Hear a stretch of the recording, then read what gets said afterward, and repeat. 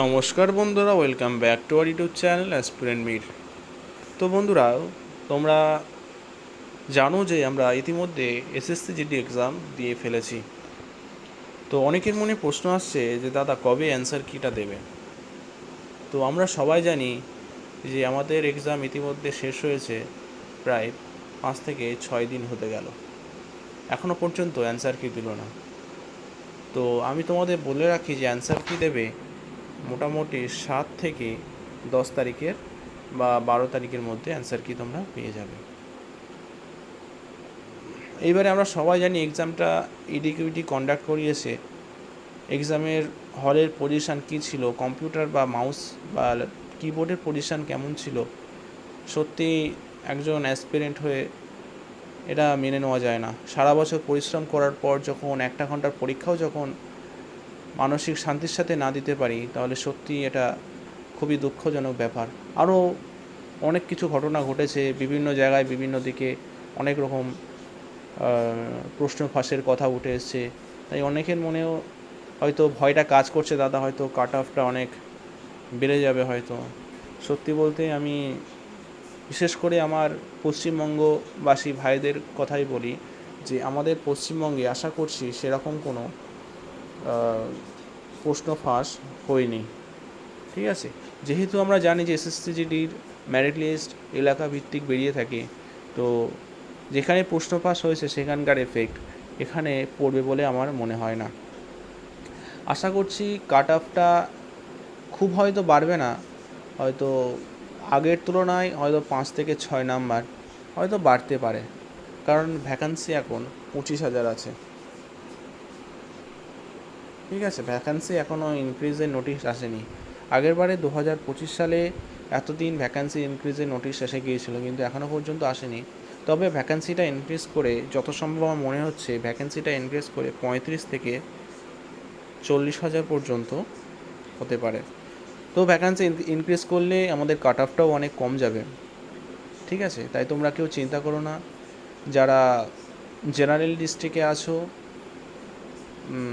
তোমরা মোটামুটি যারা আনরিজার্ভ ক্যাটাগরির আছো, মোটামুটি ধরে রাখো যে তোমাদের কাট অফ 75 প্লাস যাবে মাঠের ডাকের জন্য। ঠিক আছে, আর যারা বর্ডার ডিস্ট্রিক্ট আছো তোমাদের কাট অফ প্রায় 60 প্লাস যাবে। ঠিক আছে, তো আশা করছি কাট অফ এমনই যাবে, হয়তো জেনারেল ডিস্ট্রিক্টে একটু বাড়লেও বাড়তে পারে 75 থেকে 80। 75টাই তো আমার একটু বলা কম হয়ে গিয়েছে, 80 মতো যেতে পারে, বুঝলে, 80 মতো কাট অফটা যেতে পারে। আর বর্ডার ডিস্ট্রিক্টের জন্য এটা ঠিকই আছে, যেহেতু প্রশ্নের মানও কিন্তু এবারে যথেষ্ট ভালো ছিল। আর যেহেতু এসএসসি এক্সাম প্রতি বছরই কন্ডাক্ট করাচ্ছে, যার কারণে ভালো ভালো ক্যান্ডিডেটরা প্রতি বছরই বেরিয়ে যাচ্ছে, তার জন্য কাট অফটা হাই হওয়ার চান্সটা খুবই কম। কাট অফ হাই তখনই যায় যখন দীর্ঘদিন পরীক্ষা না হয়।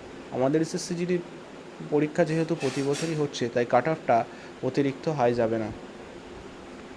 অনেকের মনে প্রশ্ন আছে, এক্সাম কি আবার হতে পারে বা এক্সামের প্যানেল কি ক্যান্সেল হতে পারে, আমাদেরকে আবার পুনরায় কি এক্সাম দিতে হতে হবে নাকি? আমি বলবো না ভাই, এক্সাম যা হওয়ার হয়ে গিয়েছে। যারা জালিয়াতি করার চেষ্টা করেছিল তারাও ধরা পড়েছে। তোমরা খুব তাড়াতাড়ি অ্যান্সার কি পেয়ে যাবে, এবং তোমরা এখন থেকেই মাঠের প্রস্তুতি শুরু করে দাও।